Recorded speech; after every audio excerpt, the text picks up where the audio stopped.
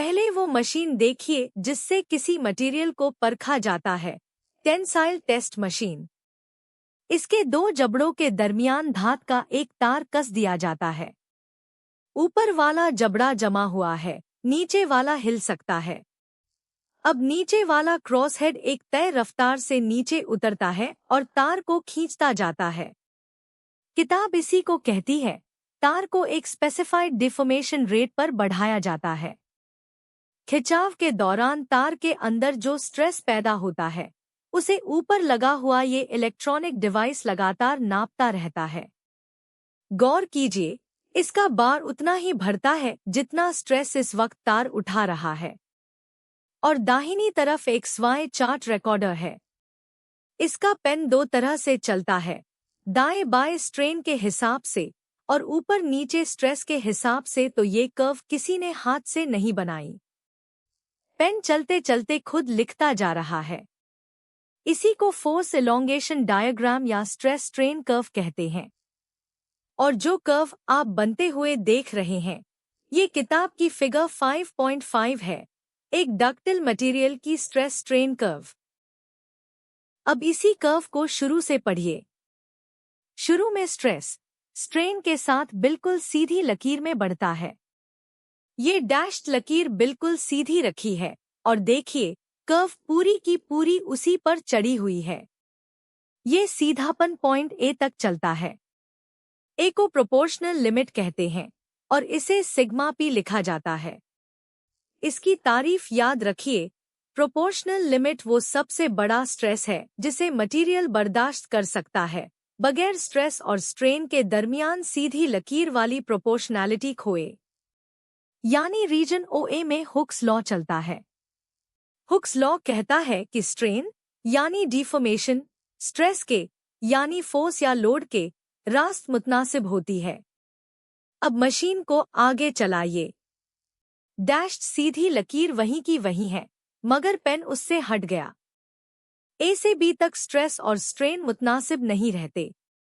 Curve अब भी ऊपर जा रही है, मगर सीधी नहीं रही। अब एक अहम तजर्बा। मशीन को O और B के दरमियान किसी भी पॉइंट तक चलाइए और फिर लोड हटा दीजिए। गौर से देखिए, पेन उसी लकीर पर वापस लौट रहा है जिस पर वो गया था। कर्व रिट्रेस हो जाती है और इसी के साथ तार भी अपनी पहली लंबाई पर वापस आ जाता है। ये डैश्ड लकीर उसकी असली लंबाई है और तार बिल्कुल उसी पर आकर रुका। चाहे हम ए से आगे जाकर लोड हटाएं, तब भी वही बात होती है, मटेरियल अपनी असली हालत पर लौट आता है। इसीलिए रीजन OB में मटेरियल को इलास्टिक कहा जाता है। पॉइंट B का अपना नाम है, यील्ड पॉइंट। और B पर जो स्ट्रेस है, उसे इलास्टिक लिमिट कहते हैं, सिग्मा E। अब देखिए कि B से आगे क्या होता है। अगर स्ट्रेस को यील्ड स्ट्रेस यानी इलास्टिक लिमिट से आगे बढ़ा दिया जाए, तो स्पेसिमेन हमेशा के लिए बदल जाता है। स्ट्रेस हटाने के बाद भी वो अपनी पहली शेप या पहली डायमेंशन पर वापस नहीं आता। देखिए, अब पेन उसी रास्ते से वापस नहीं आ रहा। वो एक नई लकीर पर नीचे उतरता है और O तक पहुंचता ही नहीं। जितनी स्ट्रेन बच गई, उतनी ही ज्यादा लंबाई तार में रह गई। तार और उसकी असली लंबाई के दरमियान ये खुला हुआ फासला उसी का सबूत है। इस चलन को प्लास्टिसिटी कहते हैं। और कर्व का B से C तक का हिस्सा रीजन ऑफ प्लास्टिसिटी कहलाता है। अब मशीन को आगे चलाइए। पॉइंट C पर कर्व सबसे ऊंची है। यहाँ का स्ट्रेस अल्टीमेट टेंसाइल स्ट्रेंथ है, सिग्मा U। इसकी तारीफ ये है, वो ज्यादा से ज्यादा स्ट्रेस जिसे मटेरियल बर्दाश्त कर सकता है।